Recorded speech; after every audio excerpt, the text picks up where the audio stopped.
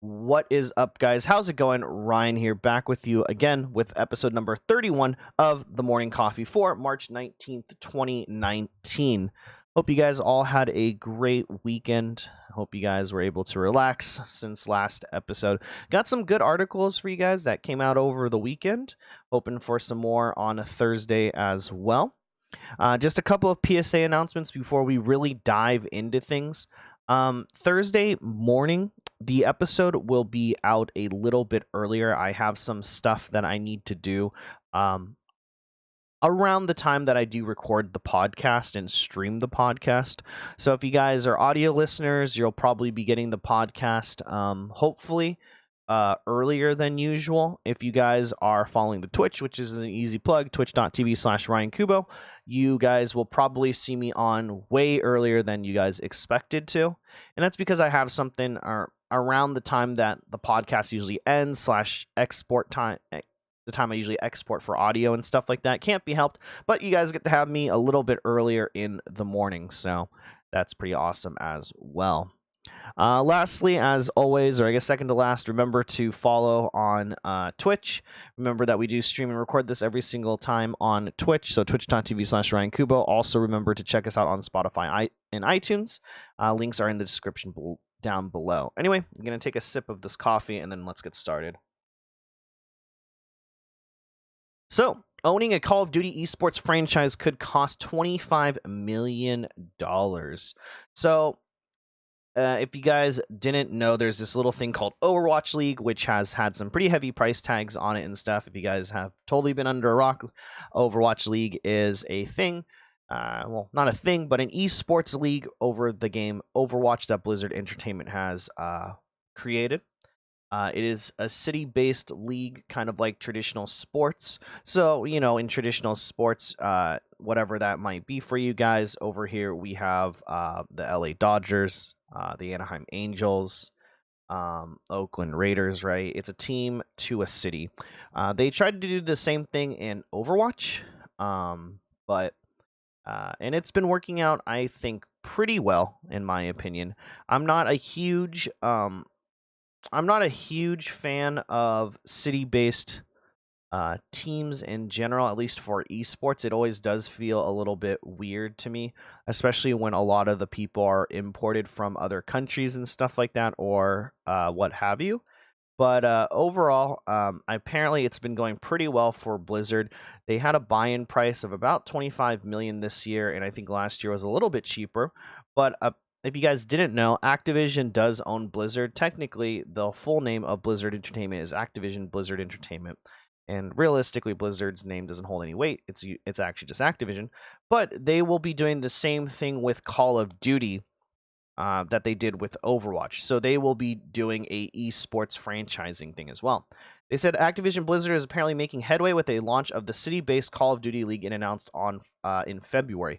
According to ESPN, an esports executive from the company has already been meeting with prospective buyers, namely professional COD teams and Overwatch League owners, to talk business and tell them that the franchise fees will cost them a whopping $25 million per team slot. That puts its franchise fee in the same price range as Overwatch League, which is said to also cost the first batch of owners $20 million, but the company later sold expansion slots for between $30 to $60 million. In addition, the gaming giant is asking potential buyers to indicate their interest within the next 14 days if they want to enter a non-binding deal. While no millions will change hands just yet, interested Overwatch League team owners will reportedly have the first right of negotiation for their respective home markets. Activision Blizzard will likely spend the rest of the year hammering out deals and ironing out the logistics for both city-based Overwatch and COD leagues, since they're expected to kick off sometime in 2020. And so, yeah, if you guys didn't know, basically Overwatch League owners get first priority in these COD games as well. What I think is interesting is that Battle.net launcher is going to really need some type of redesign eventually within the next year or two, because a COD game comes out every single year, and so because of that, it really needs to be pushed onto a different. They need to remake that platform for sure. The other thing, which kind of goes into the second article of the day, which kind of merges both of them or whatever, and it kind of it only mentions Overwatch, but it also talks about COD or whatever, is it says that in starting in 2020, all Overwatch League teams will actually play in their home cities. Nate Nanzer, who, if you guys don't know, I believe is like the commissioner basically for like Overwatch League or whatever, said the Overwatch League is coming home and away. Starting in 2020, all Overwatch League teams will be playing in their home cities. We're super excited to see our original vision brought to life. Thanks to all of our fans for your amazing support. It says, now don't expect these cities to plant massive stadiums and some empty lots between now and then, but do expect to revisit the pants drawer and leave the house to truly catch the game. Overwatch League's first season and most of their current season take place at the Blizzard Arena in Burbank, California, but the league is inching towards its 2020 hometown promises already. Blizzard's homestand weekends will see the Dallas Fuel, Los Angeles Valiant, and Atlanta regions play several matches at home later this year. It is an ambitious move, but is necessary one for the growth of the long term. When Overwatch League launched and tied teams to cities rather than an esports organization, and it's honestly bad names, it was the first time I thought I could get behind a competitive game without entrenched in playing it myself, etc., etc., etc. So this will be really interesting to see how this works. Basically, if you guys don't really understand what I just said and rambled on about, by 2020, teams, Overwatch League esports teams actually need to be playing in their respective cities, right? When it is a home game. So kind of just like in traditional esports or whatever, right? The LA Dodgers actually play in LA. They don't play in Atlanta, right? And when they're away, they are obviously the away team. They're basically doing the same thing in Overwatch esports, where Dallas Fuel, for example, actually needs to be playing physically in Dallas. We have the London Spitfires. They need to physically be playing in London. We have the Shanghai Dragons physically playing in Shanghai. It will be very interesting to see how this goes. Looking at Overwatch League schedules and stuff, especially, they usually play about 2 to 3 hours a day. A match is usually a best of 5 or so, and they usually play about 3 to 4 days a week. So it'll be interesting to see how these tournaments are set up and stuff. It's obviously going to be over the internet. I would be very, very surprised if they would be actually flying these players everywhere, especially since none of the regions are region locked at this point, right? So it's not like EU teams only play against EU, Asia only to Asia, NA only to NA, which is kind of interesting. So we'll have to definitely see how this ends up working out. I will say that if you guys want to just come and sit down and see all the matches or whatever, you have until 2020 to either fly, drive, whatever it is, to Burbank, California to check the area out. I've been to the Burbank, California studios, I think one time for something related to Hearthstone, but never to something that was related to Overwatch. Might be something I go back to, but I'm not hugely invested or into Overwatch anymore. In the surrounding area, there was not that much to do, unfortunately. But overall, yeah, I guess it's that time to do it. It will be really interesting by 2020 to see where Overwatch is, because obviously they're trying to support it for the long haul, and we'll see really how long that long haul really is, right? At the same time, like I said, it'll be interesting to see home and away games. They have to be done online, I'm assuming. And then what happens if the team isn't playing for a few hours? Does the stadium only open up for a couple hours and stuff like that? How does that work exactly? So it'll be super interesting to see what type of production level, what ends up happening with these games, like how it works exactly, and what the plan is or whatever. But it does kind of suck that for some people, if your favorite team is Dallas and you live somewhere else, you won't be able to go and watch them. It'll be pretty hard to. Most of it I'm probably going to still be watching online or whatever, but it'll be interesting to, I don't know, prosper tourism possibly. But like I said, if you guys want to, just go over to Burbank, California, fly over or something, or do something really quick to get yourselves over there so you can watch all the games in the comfort of one stadium as well. So, yeah, 2020 is a ways away. We are in, well, not really. We're 3/4 away through 2019, or 1/4 of the way through 2019, right? So by 2020, they need to both be in their respective cities, whether that be Overwatch or Call of Duty. Call of Duty franchising in and of itself is interesting to me. The COD scene has obviously been around a lot longer than the Overwatch scene, since COD has been around longer and has been an established game. I'm not sure how the community is taking it, but for me, myself, there's so many. When I think of COD, I think of very iconic names in COD, right? I think FaZe Clan, I think Optic Gaming, I think, just these very, nade shots teams, all this stuff. I just think of very yeah, like iconic teams, and it'll be very weird adjustment for sure, to see, like, you know LA something or other or whatever as these like team-based like COD teams. It will also be interesting to see how the broadcasts are going to be going, because the COD scene has always kind of been this scene where things are kind of ruthless, right? That's just how COD is. And it will just be interesting to see what ends up happening with the COD scene after this. And I'm sure that it will prosper, and I'm sure that it will be fine and everything will be good, right? Of course, but it will just be very strange for me to see that transition for sure, because it won't be these like clan tags or something like that, but it will legitimately be actual physical city teams. And I'm not really sure, to be honest, how the rotation or cycle of CODs work, but I heard that they just like, I remember going to one in like Anaheim, but it seemed like they were just like random qualifiers kind of, you know, placed down everywhere. But we'll see how it goes, and I wish both COD and Overwatch all the best of luck. So I thought that this was kind of interesting. There is a announcement coming from the developers of No Man's Sky. If you guys don't remember, No Man's Sky was this really, really hyped up game where no one had any idea what the game was actually about, and then the game actually came out and it sucked because of numerous reasons that would take probably 30 minutes for us to really go into. But No Man's Sky has announced that they're coming to PS4 in summer of 2019. And they also said that their next chapter will be called No Man's Sky Beyond. They said that it's going to revamp the online experience dramatically, but don't call it an MMO. They said earlier this year, while working on our roadmap of 3 feature updates, we decided we wanted to interweave their features and had a vision for something much more impactful. We're excited to announce that Beyond will contain those 3 major updates rolled into one larger free release. They said No Man's Sky includes a radical new social and multiplayer experience which empowers players everywhere in the universe to meet and play together. So basically, if you guys didn't know, No Man's Sky was just this huge galactic endeavor that ended up happening, right? And the thing with No Man's Sky was that it was very, very hard to find another player because you were in such a huge galaxy or whatever. And that was kind of one of the issues, was that the game felt very lonely and that you could go your whole playtime without finding anyone. And then I think once you found them, even, you weren't even really able to interact with them beyond just very like simple basic like pre-existing text commands or emoticons, I think, or something. So what they're going to be doing is they're actually going to be rolling it out, and this is why the tagline is, but don't call it an MMO.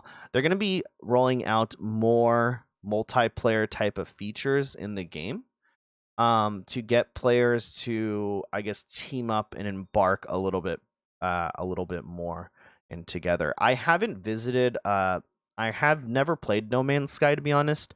I don't want to sound like a weird flex, but okay, or a hipster here. But back in the day, I do clearly remember myself being one of the only people that was like, I don't get it. We had no information about the game, and it was just really, really hyped up or whatever. So I actually ended up passing on it and saying that I would buy it a month later. And I kind of was right in that sense. So I've never played it at all. It might be something that nowadays I might be willing to visit if it's on sale, or if it does become cheaper. It will definitely be a game that I'll let you guys know if there's any plans to stream it, because it does seem like a game that's at least like really chill, kind of like wander around in space. But we'll definitely have to see if that becomes a thing and if we're going to enjoy that type of game. So if this does become cheaper or something on Steam or whatever, we might, decide, why not? Let's do this. So and either way, that comes out in a free large update later this summer. So yeah, No Man's Sky fans, keep up with it. Be hyped, be excited. I'm happy that your game's getting updated. As for everyone else, I'll definitely be looking into it and seeing like, all right, let's see what happens. Let's see what the plan is for everyone, and how this really goes and how this really works out. Last article of the day. I know only 4 articles today, but it is what it is. Left 4 Dead creators announced Back for Blood. I actually was really excited about this, and I had to double take about what this really means, right? If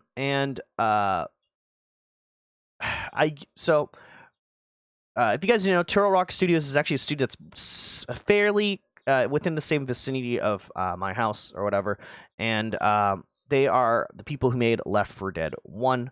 If you guys didn't know, they were bought by Valve or contracted by Valve and handed over their IP to Valve, and they made 2 games, and then it kind of left Valve and went to go work on this other game called Evolve.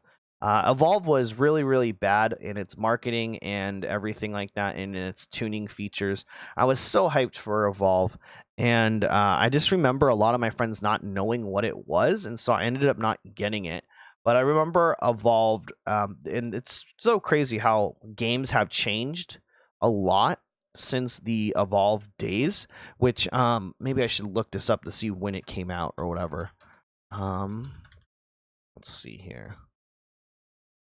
Evolve came out 2015, only 4 years ago.